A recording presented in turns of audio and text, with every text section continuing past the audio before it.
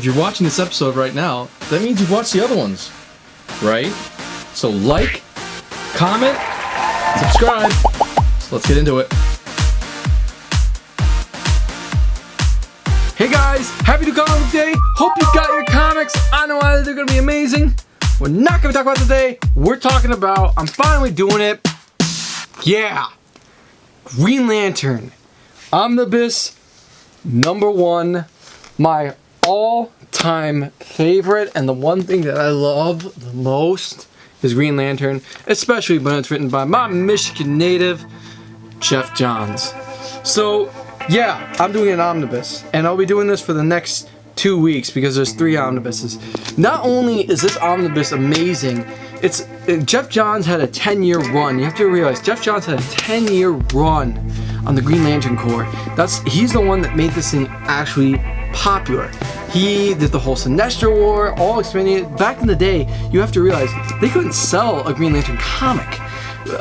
Green Lantern was, at first was Alan Scott, and his lantern was tied into mysticism.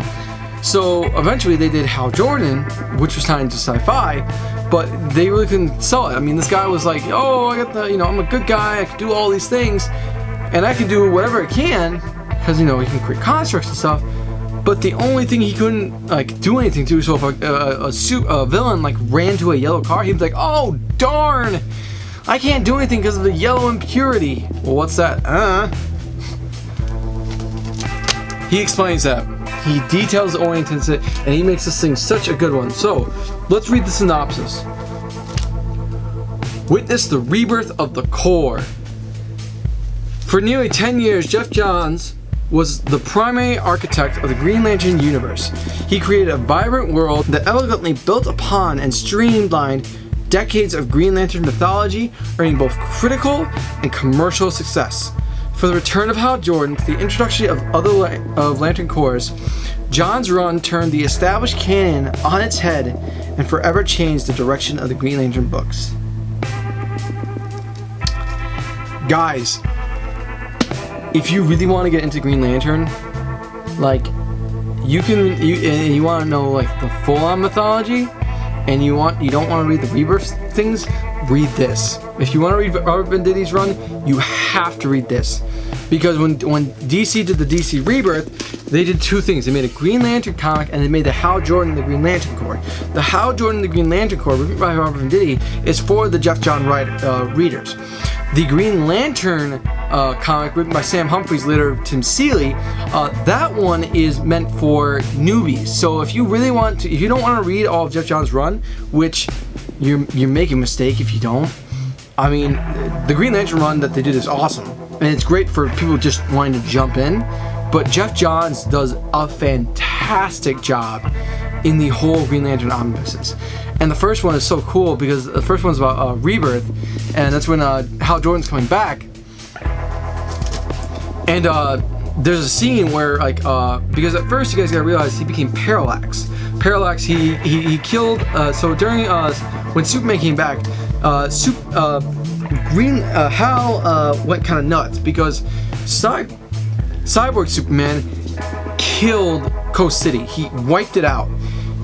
Hal Jordan went nuts. He decided to make the whole Coast City come back to life just as constructs. Ganthet decided it was kind of overstating his power. He said you need to come back, and Hal Jordan basically gave a big middle finger to him and basically sucked the contract out of Ganthet, then decided to rampage the whole Green Lantern Corps, including almost killing Ganthet. He did kill Sinestro. He knocked him out and took all the rings and said, now I'm Parallax, I'm this evil guy. Well, later on we find out that Parallax is an entity, he's the fear entity, and he had incited himself, and he had been trapped in the Power Lantern, and he has been slowly turning Hal Jordan, and that's why he became Parallax. And there's this cool scene. The reason why I'm explaining this is because there's this cool scene in the first volume where all of a sudden Hal Jordan's been dead. All of a sudden Coast City's starting to come up. All of a sudden people are seeing some visions of Hal, and Batman freaks out. He's like, we need to get, you know, prep time Batman. We need to get prepped. We need to do all these things. We need to get those. He's coming back. He's coming back.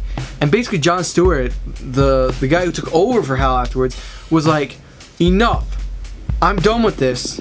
And I finally figured out why you can't stand Hal.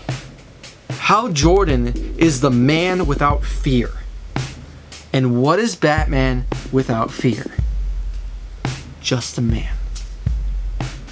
When I read that, I was like, damn, son! Holy cow! Like, that was the biggest diss ever. And Batman just, like, took it. And it was just, it was so good. And that's Geoff Johns, like, just basically dissing Batman. But there's another cool part where Hal comes back and, like, he gives the ring to reconcile with Batman. He gives the ring to Batman. And Batman actually wields it for a bit. And he's like, okay, now you need to overcome your biggest fear. Which is the fear of, like, losing the memory. When he first gets the lantern, the first construct he makes is of his parents and how happy they are and everything. And he says, okay, and Hal says, okay, you need to let that go. And he goes, no, I'm not going to do that, because if I do that, I can't stay Batman. And it's such good writing, guys. And and the thing about Geoff Johns is, each thing he does, like, leads into something. Like, it's one of those things where it's like, Geoff Johns doesn't put something in there without a reason. And that's the thing. You have to, and it's one of those things where you have to pay attention to little details at times with him. Because there's something he'll put in there and you go, well, that was random. And then, like, 20 issues in, he'll reference that back and it's just like, mind blown, whoa. And that's the cool thing about Doomsday Clock right now. Like, he finally put in, spoilers for Doomsday Clock, but we finally got to see Dr. Manhattan, and that was the coolest part. And, like, oh, guys, Doomsday Clock is so good, and I can't wait for the Shazam comics and everything else to that. But definitely pick up this omnibus if you can. You can get it. It's $125. I know that's steep, but I know, like, Amazon, and I'll put another link for it. Amazon has it for like $65, so that's like half of it off. And then you can get it also for this thing called, I think it's called Trades. It's a website. I'll put down the link down below. I go to it sometimes, but I usually get my stuff from Amazon because you can get it usually on Prime. But definitely pick this comic up. It's a 10 out of 10 in my book. If you really want to get into it. If not, I can give you the volume shipments of it, so the volumes of it. But the omnibus, I think, is the best value you're going to get for it, especially, like, if you're just paying $60. Because if you're paying for all the trades there, you're going to pay, like, upwards of, like, maybe $200 for all the trades just to get the first omnibus. Definitely, though, a must pick up for any type of guy who wants to get into the Green Lantern Corps. They based the now this is the thing that's kind of sad. They did base the movie, the Ryan Reynolds movie, off it, but they really went off script on it. Geoff Johns really didn't like that. But, like, the reason why they made the movie was because of how popular Geoff Johns had made it. And guys, I mean, the guy knows how to write, okay? Like, he knows what he's doing, and it's amazing. So definitely pick it up. 10 out of 10. Definitely pick up. Alright, guys, thanks for watching this comic review. I hope you enjoyed this comic review. If you did, hit that like button down below, and, you know, hit the subscribe button. Also hit that bell button so you never miss out on the content that's coming out. And the bell button is for all the live streams and the giveaways that we always do on this channel. And yeah, I want to know your thoughts on Green Lantern, and are you interested in reading more on the Green Lantern? I know I got a friend here who says, like, he wants to get more into it, and you know, I know you're out there, man, so I would definitely pick this up. If not, I mean, maybe we'll do a giveaway sometime on one of the omnibuses, because it's a must pick up for anyone who wants to join in there. If not, again, if you really don't want to read the whole Green Lantern Corps, the Green Lanterns by Geoff Johns, you can pick up, like, Sam Humphrey's Green Lantern, because the cool thing about that was those were two new members, like, figuring out the whole Green Lantern mythology, like, as they were learning it. And so you don't have to read Geoff Johns' run if you read that one.